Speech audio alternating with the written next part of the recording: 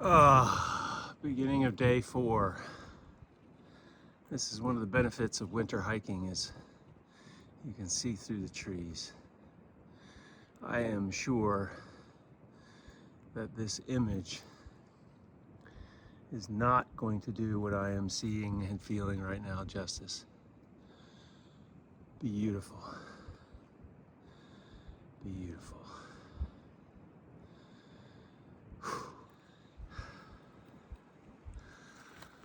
Ramrock Mountain.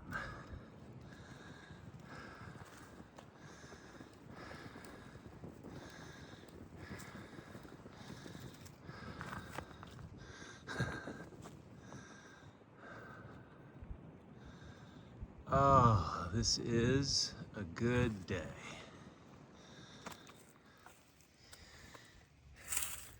The physics of this, to me, is fascinating. I guess the water just seeps out of the dirt and freezes into these filaments. But to me, I would say these are the cold whiskers of the old mountain.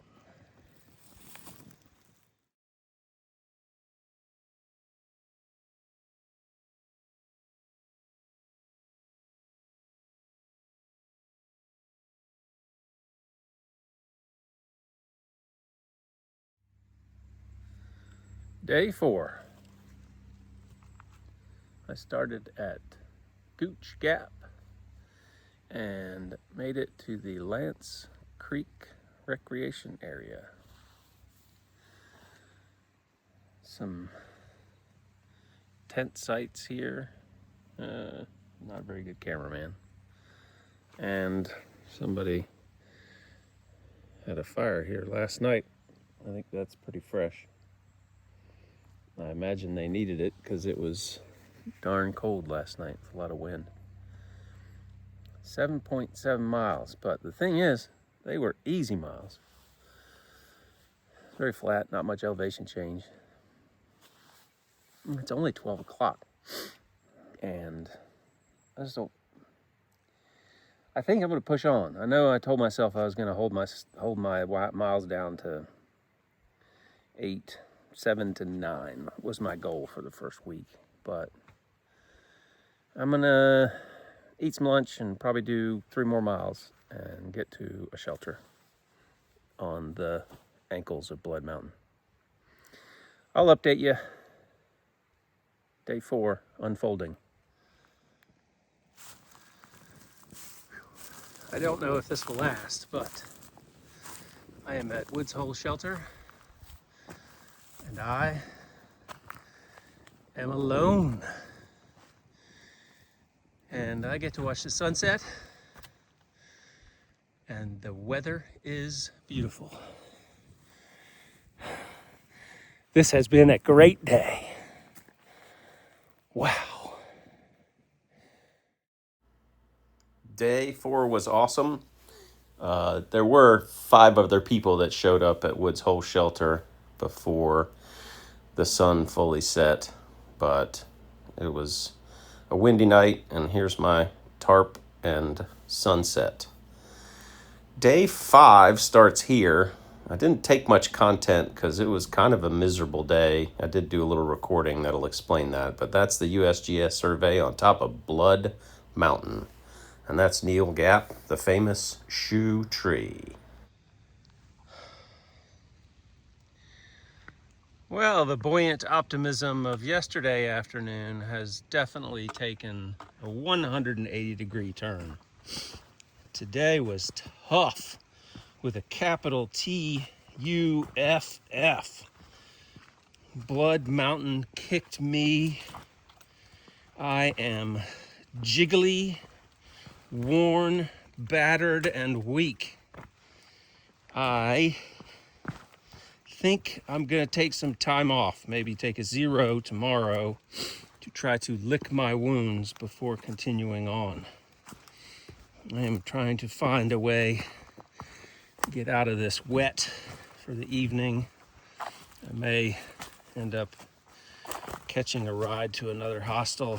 I don't know, I'll make that decision when I get to the next campsite, which is a short distance away from a gap where I could catch a ride. But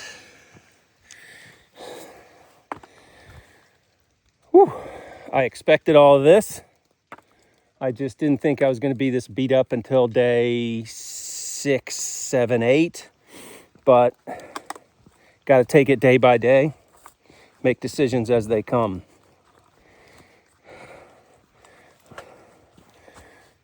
I'll see you on the trail. Took my zero, fixed my gloves, Green Dragon Hostel, awesome. Got to meet Bricky. Right here's Bricky. This is day 6, a 0 day. I got into the Green Dragon Hostel yesterday afternoon, and they took very good care of me. Unfortunately, the place was full for tonight, so I had to leave. I got a little hotel room at the end of my 0 day. Visited an outfitter. Thought about trading out some equipment to try to shave off a few grams, but the money just didn't seem worth it. It's just a couple of stuff sacks that I've got that are a little bit heavier than they could be. I could buy something lighter, but I didn't feel like spending the money on it. So I didn't buy anything. I did mail some stuff home, little doodads, but they added up to about 3/4 of a pound. But every step is now 3/4 of a pound lighter. Picked up a couple of dinners for the next several days. Got a little itinerary set up. I'll be leaving from Tesnassie Gap and over 3 days make my way past Unicoi Gap to Dix Creek Gap, and then I'll probably end up back here in Hiawassee for another resupply, and I'll push on to finish my Georgia section. That's the plan for the next several days. I thought today I would share the reasoning behind my trail name, Fraggle. Fraggle Rock was a Muppets program by Jim Henson when I was young, and when I was in Boy Scouts. Well, let me back up. Fraggle Rock, the premise is there are two sort of mythical creatures, a group called the Fraggles, who just play all day, and another group called the Doozers that just work all day. And they are symbiotic. Without the Doozers, the Fraggles would have nothing to eat.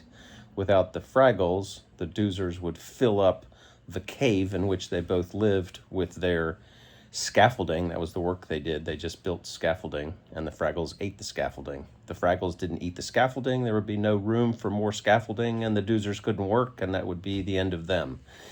So, yin and yang. Work versus play, I think, was Jim Henson's idea behind the program. Certainly a theme that requires an adult to understand, but it's sort of the yin and yang of work and not work. But I was a Boy Scout, and in my very young Boy Scout experiences, it was painfully obvious that when things needed to be done, I would find something else to do. So one of the older boys in the group gave me the trail name Fraggle because when there was work to do, I was always playing.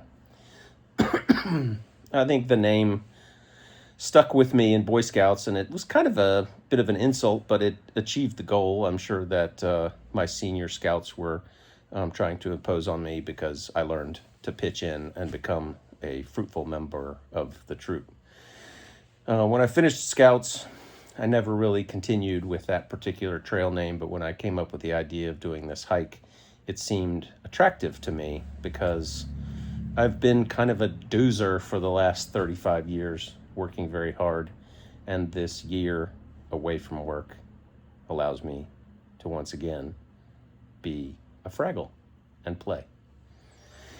So I needed some rest today. Fraggle is well rested and is going to take on the trail again tomorrow. I'll post this video, and then I guess over the next 3 or 4 days, I'll create another one. Fraggle out. See you on the trail.